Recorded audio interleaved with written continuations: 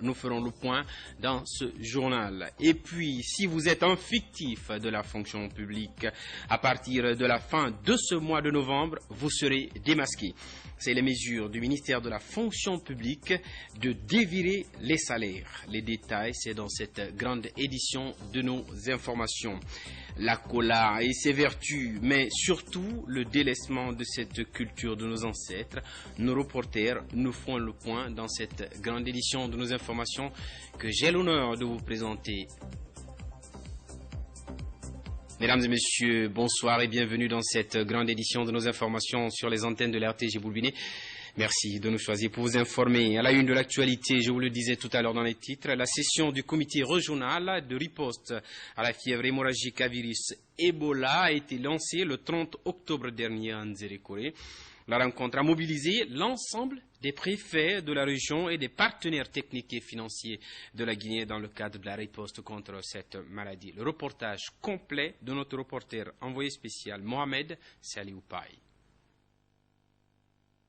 Ce centre d'échange sur le projet de mise en place des comités de veille au niveau des collectivités à la base est un moyen efficace de maîtrise de la maladie en zone forestière. En présence des préfets de la région, des partenaires techniques et financiers, les DMR, COC et la société civile, le directeur régional de la santé et l'ONG chargé de construire le centre de traitement ont rassuré. Il faut continuer avec cette lancée, on va dire que le gouvernement est épargné. Étant donné que les pays voisins sont à côté aussi, sont le pouvoir ouest, il faut attendre 42 jours pour affirmer la fin de l'épidémie. C'est un bon indicateur ici. Pour les représentants de l'UNICEF, la mise en place des comités de veille s'inscrit dans les activités de leur institution. Dans les contextes des préfectures des régions étant différents, vous pouvez avoir des choses à apporter et des réactions à faire qui pourraient permettre d'améliorer ce document davantage. Avec le gouvernement, l'UNICEF et les autres partenaires ont lancé l'idée des comités de veille. Ces comités de veille qui vont être installés dans l'ensemble des communes rurales de tout le pays devraient développer des activités, des paquets d'interventions qui, à terme, devraient être intégrés. C'est des interventions qui vont de la surveillance à la mobilisation communautaire, en passant par des interventions de contrôle de l'épidémie, comme les enterrements sécurisés, les pulvérisations à domicile, et tout le package de surveillance épidémiologique que je viens de citer. Quant au gouverneur de région, il s'est appesanti sur la synergie d'action. Cette initiative qui mérite d'être saluée, encouragée et accompagnée commande pour sa réussite l'implication de tous, car il s'agit d'un processus participatif. Avec toutes ces mesures, l'espoir de bouter définitivement Ebola ne semble plus être loin. Mais attention, il y a toujours du chemin à faire. Un reportage de Mohamed Saliou Paye depuis la ville de Zérékoré. Par ailleurs, réduire le taux de mortalité infantile et maternelle en Guinée, c'est le défi que se fixe la FAO et le ministère de la Santé publique. L'objectif est d'assurer une meilleure prévention de la malnutrition dans certaines préfectures de la Guinée. Suivez. En Guinée, 31% des enfants meurent de la malnutrition. L'ampleur du phénomène inquiète l'Organisation des Nations Unies pour l'alimentation et l'agriculture FAO. L'institution compte investir 346 millions de dollars dans la prévention contre la malnutrition en Guinée. Vous avez entendu tout au long des différents discours les problèmes qui ont été soulevés, c'est-à-dire le retard de croissance, l'insuffisance pondérale et les autres problèmes qui ont été signalés sont cause de la malnutrition. Et l'impact de cette malnutrition peut entraîner les déficiences au niveau physique, au niveau intellectuel, et ça peut avoir des conséquences au niveau de la production agricole. La FAO et le ministère de la Santé viennent de lancer le projet d'appui à la gestion intégrée de la malnutrition. Objectif, réduire le taux de décès chez les enfants de moins de 5 ans.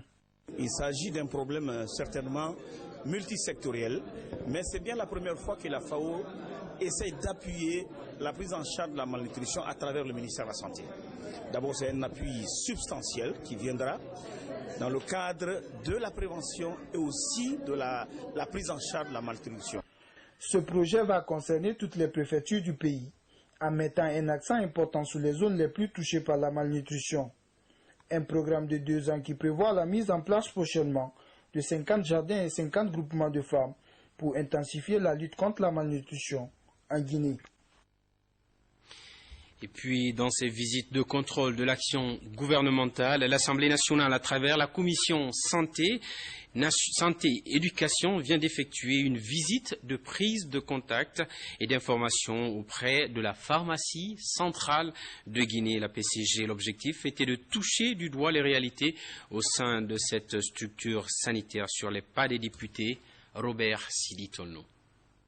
Ils sont partis satisfaits de la pharmacie centrale de Guinée, ces honorables députés de la commission éducation santé après cette visite de prise de contact et d'information. Il s'agissait pour ces parlementaires de toucher du doigt les réalités sur le fonctionnement de la PCG en cette période de crise sanitaire. En cette période de fièvre hémorragique Ebola, nous avons donc mis l'accent sur cette institution parce qu'elle est en quelque sorte un des fondements de la politique sanitaire du pays. Donc nous avons fait les visites, nous avons écouté les uns et les autres et nous sommes globalement satisfaits de ce que nous avons entendu et de ce que nous avons vu. Nous pensons que cette institution joue son rôle. Elle a certes des difficultés, notamment des problèmes de trésorerie. Il faudrait donc que ces contraintes soient prises en compte par l'État. La PCG est un établissement public à caractère industriel et commercial avec pour vocation l'approvisionnement en produits de santé de qualité des structures sanitaires du pays. Et les élus du peuple qui sont venus visiter pour voir dans quelles conditions nous travaillons, dans quelles conditions les médicaments destinés pour la population guinéenne sont conservés, sont gérés. Et pour nous, ça prouve à suffisance qu'il y a quelque part, à quelqu'un aussi, où il y a certains qui pensent pouvoir nous aider et qui viennent aussi contrôler, voir ce que nous faisons. Cette visite nous rassure. Il est également projeté d'autres visites de terrain en vue d'outiller la commission éducation santé dans ses approches de contrôle de l'action gouvernementale.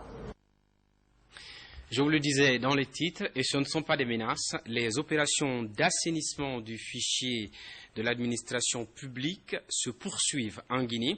Le dévirement des salaires des fonctionnaires et contractuels permanents de l'État est annoncé pour la fin de ce mois de novembre. Mais d'ici là, le ministre de la fonction publique a rencontré ce vendredi les représentants des banques primaires.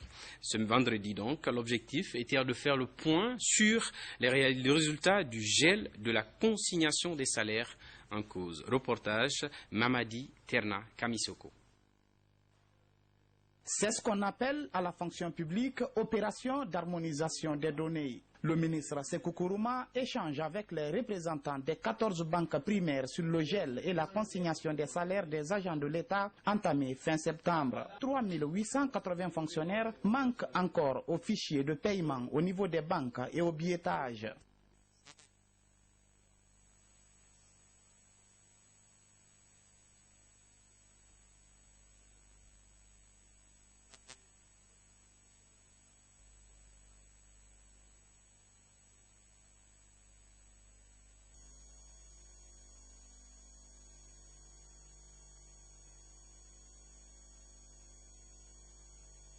Le gel et la consignation des salaires se sont heurtés à certaines incompréhensions que les deux parties s'engagent à corriger, comme le cas à la Bissigui. Les gens ont été payés parce que nous, on a effectivement estimé que le gel concernait le mois de septembre, mais on va faire le point du mois d'octobre aussi pour donner une situation au ministre de la fonction publique. Pour consolider les acquis, un dévirement de salaire est annoncé pour ce mois de novembre.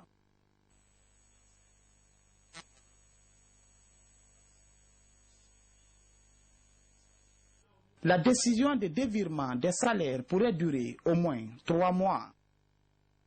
Toutes nos excuses pour la mauvaise qualité de ce son. La cola occupe une place importante dans toutes les cérémonies dans la société africaine à cause des signes de respect et de considération qu'elle caractérise. De nos jours, toutes ces valeurs sont quelque peu négligées par la jeunesse.